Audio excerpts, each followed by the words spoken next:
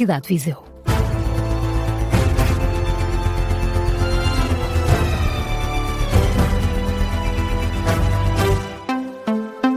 Bom dia, notícias às 7 na Rádio Observador com Carla Jorge de Carvalho. Rui Costa garante que José Mourinho é treinador do Benfica até prova em contrário e afasta Marco Silva. Já lá vamos. Primeiro, um homem do Canadá infectado com antavírus esteve num voo de repatriamento com portugueses.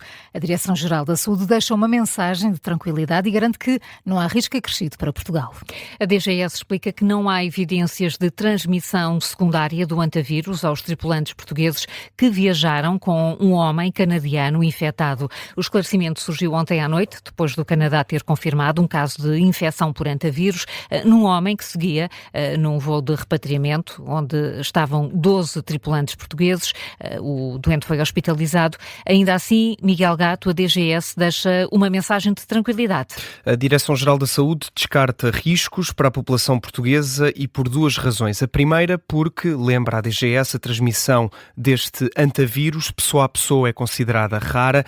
Ocorre sobretudo em situações de contacto próximo, prolongado e com exposição a secreções ou fluidos corporais, ao contrário de vírus, como por exemplo a Covid-19, em que a transmissão é mais fácil. E de acordo com a DGS, o cidadão canadiano infectado terá tido sintomas na quinta-feira, 4 dias depois do voo de repatriamento destes portugueses, pelo que não estava à data da viagem no período de transmissibilidade definido pelas orientações nacionais e também pela evidência científica. A segunda razão, apontada pela DGS, a Direção-Geral da Saúde, indica que os passageiros e a tripulação usaram máscaras respiratórias durante a viagem e no final o avião foi descontaminado. Por estas duas razões, a DGS descarta alarmismos e mantém que o risco de transmissão do vírus para estes 12 passageiros portugueses é baixo e o mesmo se aplica ao risco de expansão geral do antavírus em Portugal.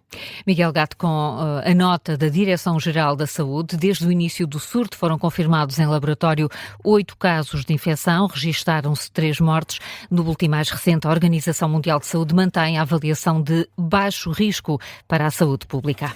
O julgamento da morte de Odair Muniz entra hoje nas alegações finais. As sessões começaram em outubro e até agora têm ficado marcadas por versões contraditórias. Versões sobre a alegada posse de uma faca por parte de Odair Muniz. No despacho do Ministério Público não é referida qualquer ameaça com uma arma branca. No entanto, o agente da PSP que efetuou os disparos alega que Odair Muniz o estava a ameaçar com uma faca. O julgamento entra hoje nas alegações finais no Tribunal de Sintra. Para hoje está ainda prevista a audição de uma última testemunha, uma inspetora da Polícia Judiciária. Odair Muniz, de 43 anos, residente no bairro do Zambojal, foi morto a tiro pela PSP no dia 21 de outubro de 2024, depois de ter tentado fugir à polícia e resistido à detenção na sequência de uma infração rodoviária. Na primeira sessão do julgamento, o agente da PSP que efetuou os disparos pediu desculpa aos familiares e amigos de Odair Muniz, mas sublinhou que não concorda com a acusação do Ministério Público. Rui Costa garante que José Mourinho é treinador do Benfica até prova em contrário. O presidente do Benfica afasta também para já o nome de Marco Silva. Questionado sobre se o nome está em cima da mesa, responde: claro que não. Rui Costa quebra assim o silêncio desde que começaram a surgir as notícias sobre uma possível saída de José Mourinho para o Real Madrid.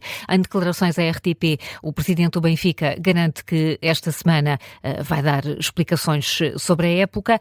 Já sobre uma possível saída de Mourinho do comando técnico, Rui Costa afasta para já esse cenário. José Mourinho é treinador do Benfica, até prova contrária, José Mourinho é treinador do Benfica. Mas acha que ele vai aceitar a proposta de renovação? Mas cabe a ele decidir, como é óbvio, como ele disse ontem, como transmitiu ontem. Em relação a tudo o resto, se permitem, eu esta semana falarei aos sócios do Benfica, explicarei a época, farei o balanço da época e depois então... Sai insatisfeito com esta época? Obviamente que sai insatisfeito. O Benfica não sendo campeão, sai sempre insatisfeito, como é natural, como sai todos os benfiquistas. Insatisfeito, mas a dizer que ainda esta semana falará com os benfiquistas nestas declarações à RTP ontem à noite, depois da final da Taça de Portugal em futebol feminino entre Benfica e Futebol Clube do Porto. O presidente do Benfica afasta também o nome de Marco Silva e insiste. O treinador do Benfica, até a prova em contrário, chama-se Ainda não Mourinho. pensou em mais ninguém? Ainda não pensou em mais ninguém? Obviamente que não, porque o treinador do Benfica é Mourinho. Portanto, a questão de Marco Silva ainda não se coloca? Claro que não. Claro que não. Rui Costa a reagir pela primeira vez às notícias que apontam para uma saída de José Mourinho do Benfica. O presidente do clube aproveitou também para dar os parabéns à equipa de futebol feminino que conquistou a final da Taça de Portugal frente ao Futebol Clube do Porto. Venceu por 2-1. Destaque agora para o conflito no Médio Oriente. Donald Trump volta a recorrer às redes sociais para repetir as ameaças ao Irão. Desta vez partilhou um mapa do Médio Oriente pintado com a bandeira dos Estados Unidos. Donald Trump fez ontem várias publicações na Truth Social com imagens do género criadas com recurso à inteligência artificial. Ontem à noite publicou uma imagem com um mapa do Médio Oriente, com a bandeira norte-americana sobreposta sobre os vários países. Várias setas vermelhas apontam na direção do Irão. A imagem foi publicada sem qualquer legenda. Certo é que esta publicação surge horas depois de Trump avisar o Irão que o tempo está a esgotar-se e que se Teherão não ceder às exigências dos Estados Unidos, não vai sobrar nada. Também ontem, Donald Trump e Benjamin Netanyahu falaram ao telefone. Os dois terão discutido a possibilidade de retomar os ataques conjuntos contra o Irão. O New York Times já tinha noticiado que estes ataques podem voltar a acontecer durante esta semana. São temas para analisarmos no Gabinete de Guerra desta manhã com o especialista em relações internacionais Miguel Baumgartner. O PP espanhol venceu as eleições regionais na Andaluzia este domingo, mas perdeu a maioria absoluta e vai ter de negociar com o Vox. O partido de Pedro Sánchez teve o pior resultado de sempre. Elegeu 28 deputados, menos 2 do que já tinha, conseguiu 22,7% dos votos numa região que foi historicamente socialista. Teve 37 anos consecutivos de governo do PSOE. O PP vinha de uma maioria absoluta inédita da direita na região, mas desta vez ficou a 2 deputados de repetir o feito. Rita Lourenço. Teve 41,5% dos votos, elegeu 53 deputados, sendo que são necessários 55 para a maioria absoluta. A terceira força mais votada foi o Vox, com 13,8%, elegeu mais um deputado, passando a ter assim 15 no Parlamento Regional.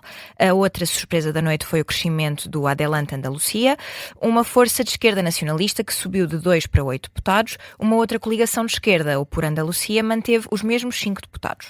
Então, com o fim da maioria absoluta do PP, Rita, vai ser preciso fazer contas e também negociações pós-eleitorais. O que significa que o PP vai ter de negociar com o Vox. É verdade que já houve negociações entre os dois partidos na Extremadura e em Aragão, o que permitiu a entrada da extrema-direita em 2 governos regionais em Espanha. O certo é que nesta campanha o líder regional do PP, Juan Manuel Moreno, garantiu que seria inviável um governo de coligação com a extrema-direita e sempre foi crítico dos acordos assinados com o Vox. A ver, vamos como vai acontecer agora. Rita Loureiro com os cenários políticos na Andaluzia depois das eleições regionais deste domingo. Estas foram as quartas eleições autonómicas em Espanha em menos de 5 meses. O PP venceu todas estas eleições, mas sem maioria absoluta, e a viabilização dos governos regionais ficou sempre nas mãos do Vox.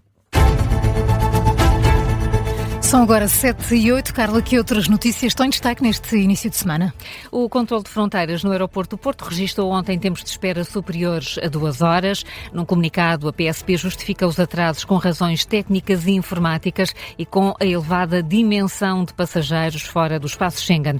Também houve alguns atrasos nos aeroportos de Lisboa e de Faro. A PSP rejeita, no entanto, notícias sobre esperas de 6 horas no aeroporto do Porto e alerta para o perigo da desinformação sobre o controle das fronteiras aéreas. Pelo menos 4 pessoas morreram e 12 ficaram feridas no ataque da Ucrânia à Rússia. É um dos maiores ataques com drones de sempre e atingiu várias regiões russas, incluindo Moscovo. O número de vítimas é avançado pelo próprio Ministro da Defesa. O presidente da Ucrânia afirma que os ataques são justificados depois de Moscovo ter atingido novamente Kiev.